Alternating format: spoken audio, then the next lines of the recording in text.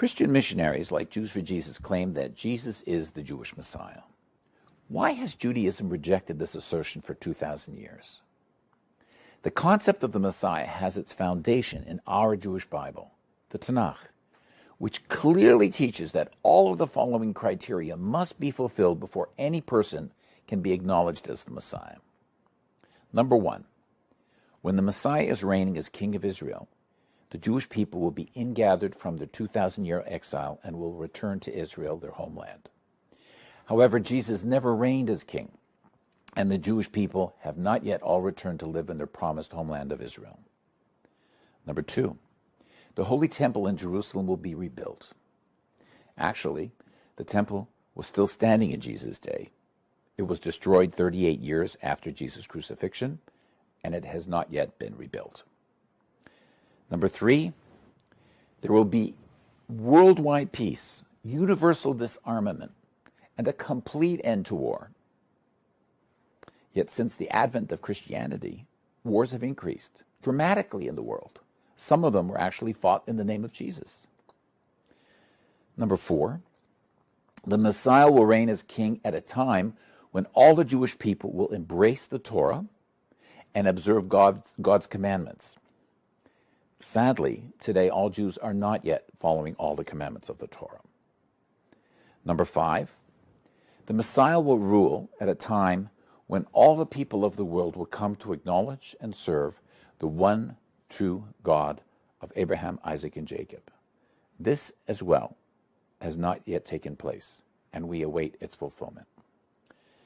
And number six, the Messiah must be a member of the tribe of Judah and a direct descendant of King David and King Solomon.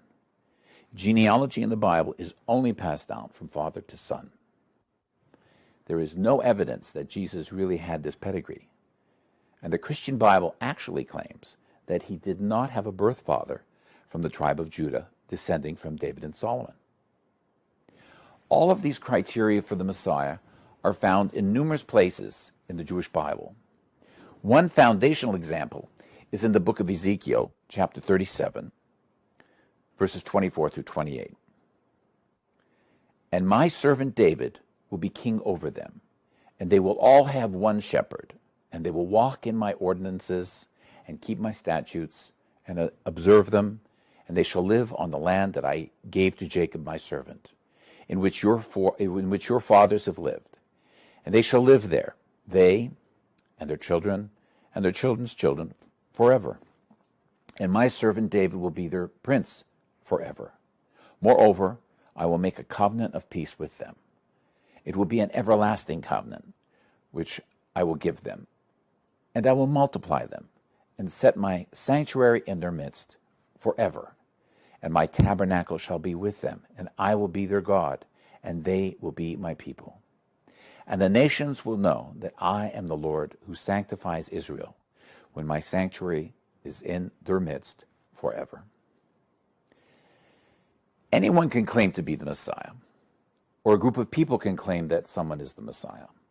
However, if that person fails to fulfill all the criteria found in the Jewish Bible, he cannot be the Messiah. According to the Christian scriptures, Jesus seems to have understood this. As he was being crucified by the Romans, he cried out, my God, why have you forsaken me?"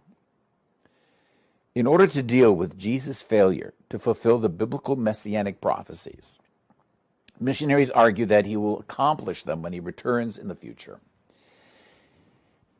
It is important to understand that this doctrine of a second coming is an admission that Jesus did not fulfill the messianic criteria. This rationalization for his failure certainly provides no reason for accepting him as the Messiah today. Furthermore, the Jewish Bible does not have a messianic installment plan where the Messiah comes, fails in his mission, and then returns thousands of years later to finally succeed. Missionaries will claim that because Jesus performed miracles, he must be the Messiah. However, we have no real evidence that Jesus actually performed any miracles.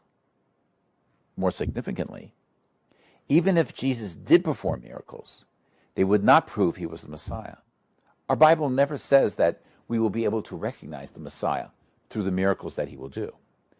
The Torah actually teaches that even false prophets can have the ability to perform supernatural miracles. As Jews, we prefer to wait for the real thing, according to God's promises and guidelines. The Jewish Bible provides a clear and consistent description of what the world would look like when the Messiah comes. And this clearly has not yet transpired.